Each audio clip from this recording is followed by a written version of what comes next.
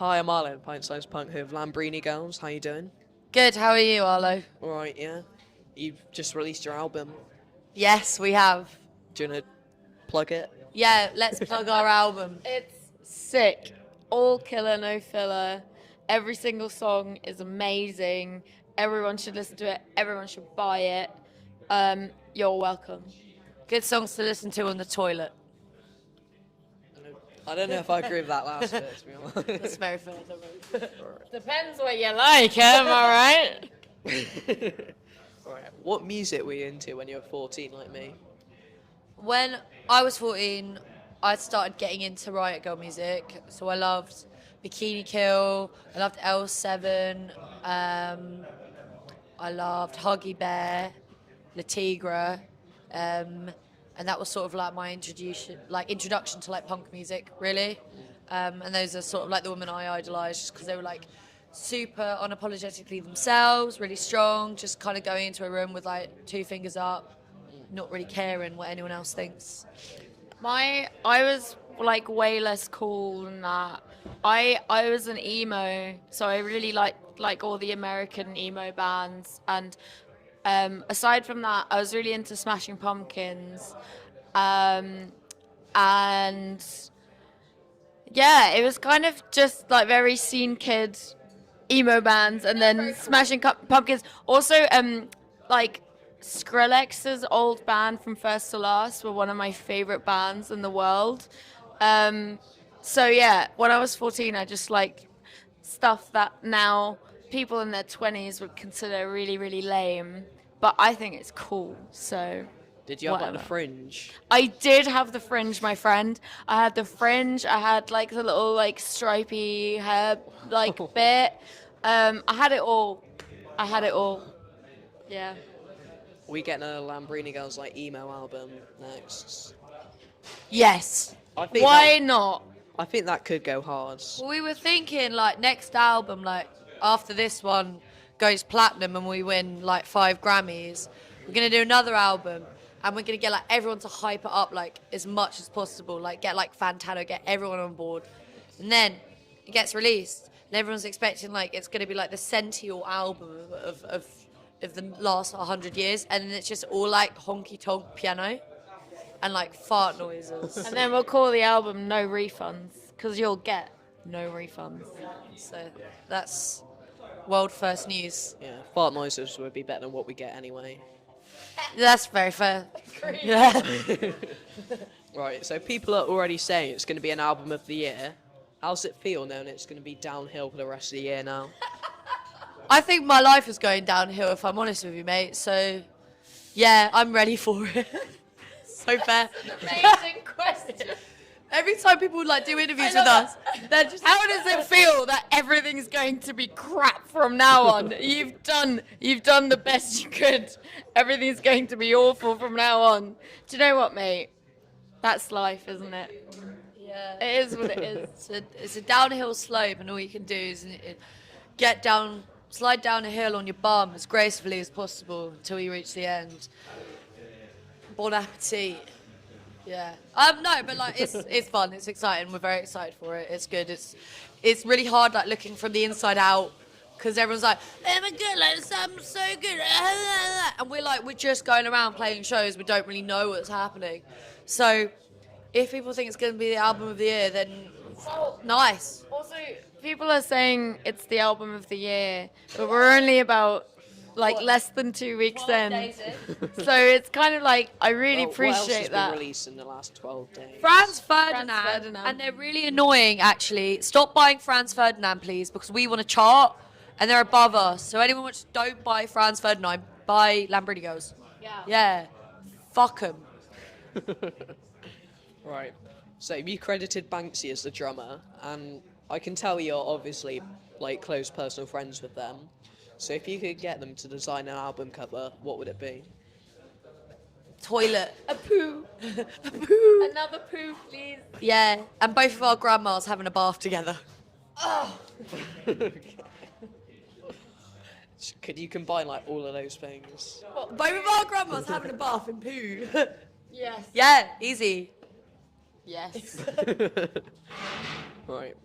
So, I've forgotten the song title. I didn't write that down. If you're a big, rich, fat nepo baby, or whatever the song title is, who would you want your celebrity parents to be? Filthy Rich Nepo Baby. That's so fun. Oh. Actually, that's really fun. Danny DeVito Oh no. as Papa. I don't think I could do that. He's just He's what? he's a bit grim. Is it? Danny DeVito? Yeah. What, in general? I don't know. He just gives me like creepy energy. No, he's the best. He's a very sweet, wholesome man. I'm sure he is. But, Hello. like, you can't watch How Matilda. dare you? You can't watch Matilda and say you want him to be your dad. Yeah, but he's not. He's just- He's not. he's, Actually, like, legitness. horrible. Danny DeVito, I feel like he's a great man. He speaks out about a lot of injustices, and I respect Danny. Frank in Always Sunny. Have you watched Always Sunny in No. Philadelphia? You should watch it. It's great. It's basically like Imagine Us, but American and worse. It is. Yeah, we are very similar. It is. Yeah. Yeah. But Frank in Always Sunny is like, I'd love him to be my dad. And my mum can be Mr. Blobby. Sabrina Carpenter. Fair play. Mummy. Yeah. No, if I had celebrity parents, I want them to be like both like pro WWE wrestlers, because then when people are being like annoying or mean to me, I'd just get my parents to just absolutely like fuck them up. If I'm honest, that would be. We were talking about this like in like November or something with sprints, and we think the best answer is Ben Whishaw and Olivia Colman. They just seem like the two best people. Yeah. Great, actually. Or Tina Fey. Do I'd you love. know who would also be a great dad? James Blunt. Yes. I would love James Blunt as my dad. James Blunt, if you're Yes. listening, Daddy. can we go on tour with you? And can I be your child, please? Thanks. Trying to think. Papa. Charlie XCX's mother. So.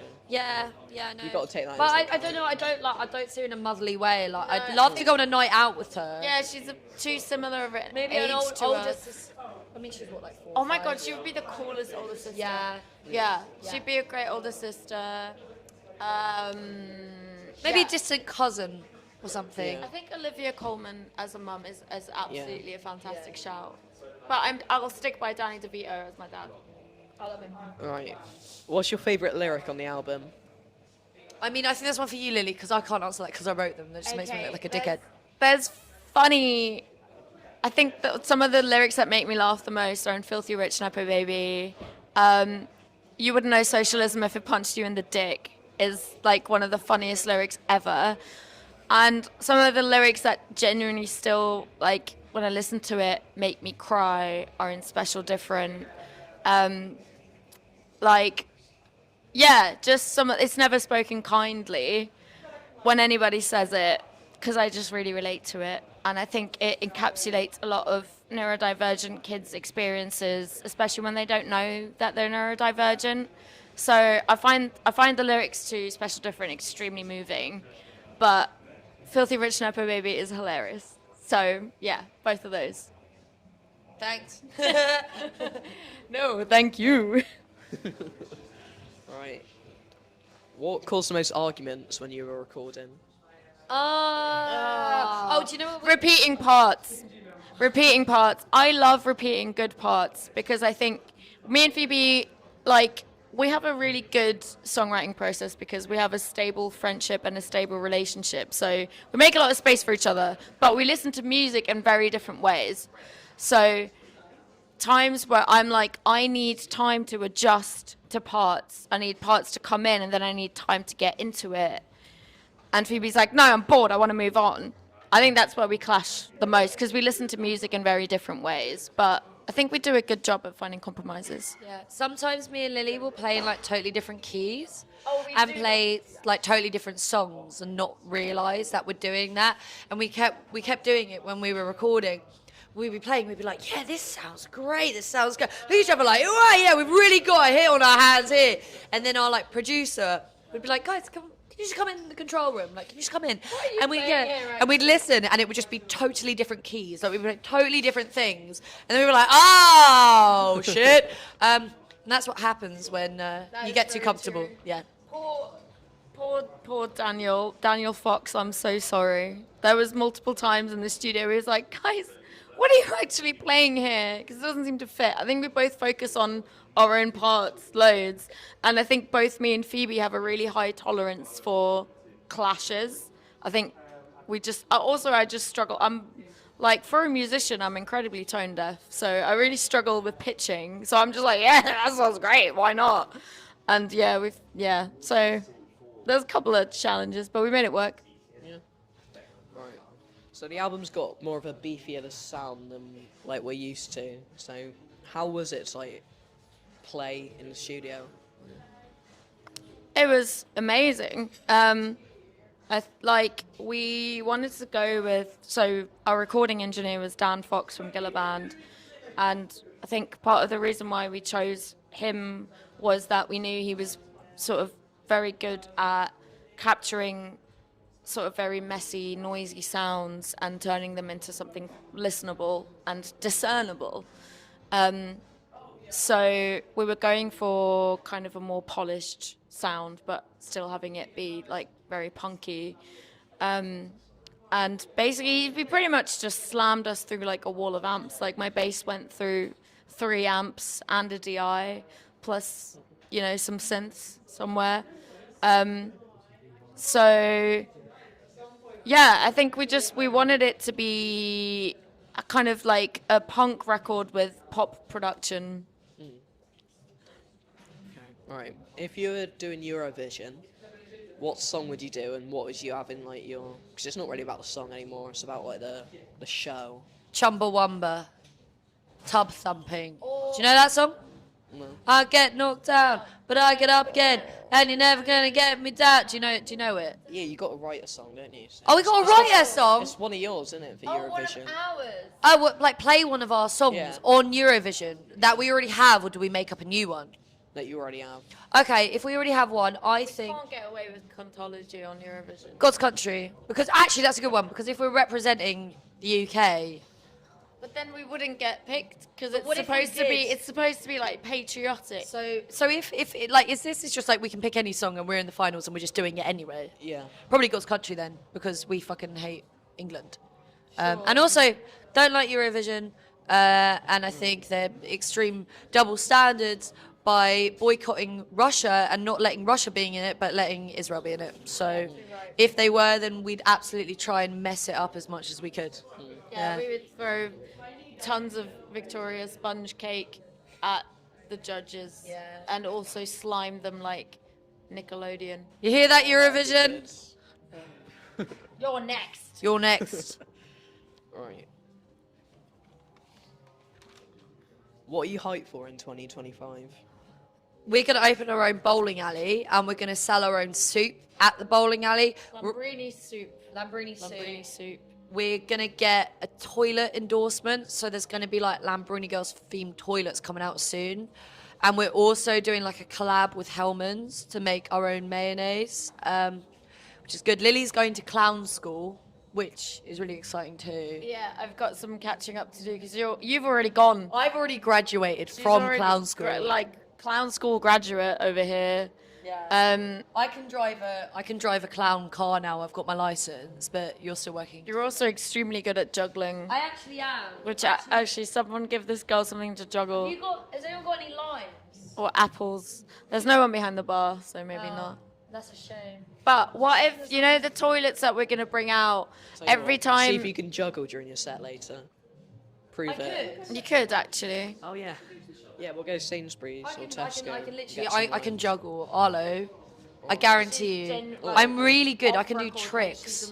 I can do I'm tricks. not doubting you. Huh? I'm not doubting you. Appreciate Better not be. What if the toilets we brought out, every time someone sat on them went, it's not that fucking big? Wouldn't that be great? Just trying to see if they've got any limes. Have you guys got any limes behind the bar? No limes, apples, anything around. Have you got anything I can juggle with?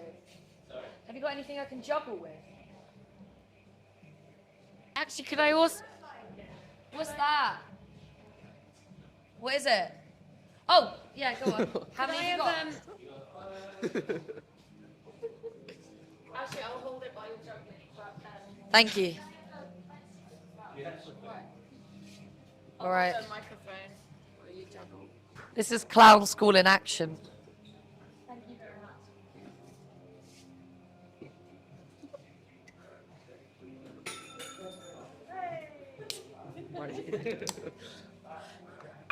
That's what I'll be able to do once I graduate. Clown school. Alright, what's your favourite band? Moving Right on. then. Okay, right. Who's your favourite band at the moment? At the moment, I mean, we talk about our favourite bands a lot, and usually they're always like our mates. Some band that I actually really want to speak about, and I don't think we've been speaking about enough, and they're like really dear friends of ours, are a band from Belfast called Enola Gay. Know Enola Gay? Yeah. Legends. And they are some of the best musicians that we know. And they're all the nicest people ever. And what they stand for is essential. And their musicianship and their craft is just outstanding. And their performance as well. Yeah. They're absolutely brilliant performers. Yeah, and I think they're an extremely important band that really deserve to be elevated massively. Yeah. Check out Surf So Thing. Check out Scrappers, Birth of a Nation, Cortana are all absolute killers, no fillers. By them. I'd add to that, also genuinely one of my all-time favourite bands, and also a band that really inspired the way that I wrote my parts on the album is Clit Drip from Brighton. They're like a really cool like synth punk band, very feminist, very queer, and they speak about very important things, and musically it's like nothing I've ever heard. And like Bad Apple, for example, I wrote the instrumental to Bad Apple when I was trying to emulate Clit Drip. So they've been really instrumental to me for writing my parts for the album. So like I could never get sick of them. I think they're brilliant and amazing in every way. So yeah. Yeah, big up Clit Drip. Alright, what's next for Lambrini Girls? Bowling alley. Bowling alley. Clown school. Clown School. We're going on tour, proper tour, from late February, and we're going to be in Europe for a month. And then after that, we're going to come back and we're going to do a UK tour, but that's all sold out now from the last 2 days, which is pretty crazy. And then we finish that. We have like 3-4 days off, and then we go to America for a month, which is very exciting.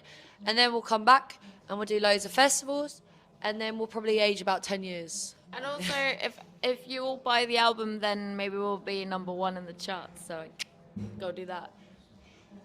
Allegedly. Bye then. Bye. Bye.